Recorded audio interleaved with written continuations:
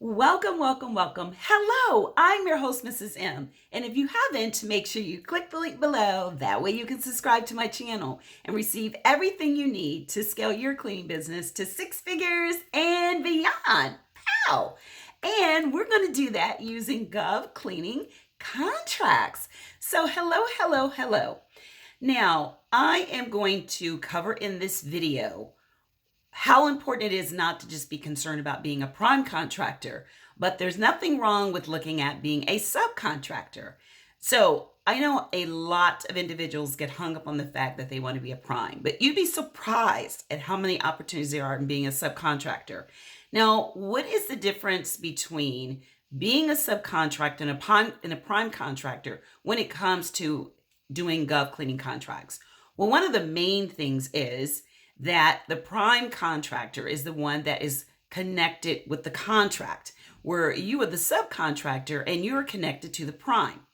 One of the main reasons why you would probably be interested in being a subcontractor as opposed to a prime contractor is because when it comes to subcontracting, normally you do not need to have the references like you do when you're looking at being a prime contractor. The majority of the time you have to have at least three references where you can use email, phone number, and where you can feel confident that if you need this reference in your RFQ or your RFP, request for proposal, request for quote, these individuals will make sure that they get back any information that the contracting officer needs about you and how well you perform that job.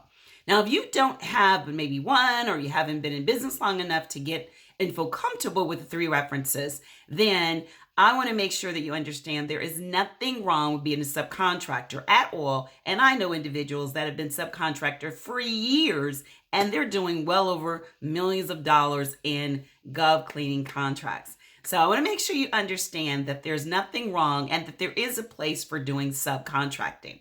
If you're interested in all of this information on what you need to do to get started in Gov cleaning contracts, then I would love for you to click the link to register for the free masterclass where I show exactly what you need to do to make sure you win some serious money when it comes to winning those contracts. So if you're interested in GovClean and how to actually win contracts now in 2021, then make sure you sign up for this Wednesday's masterclass.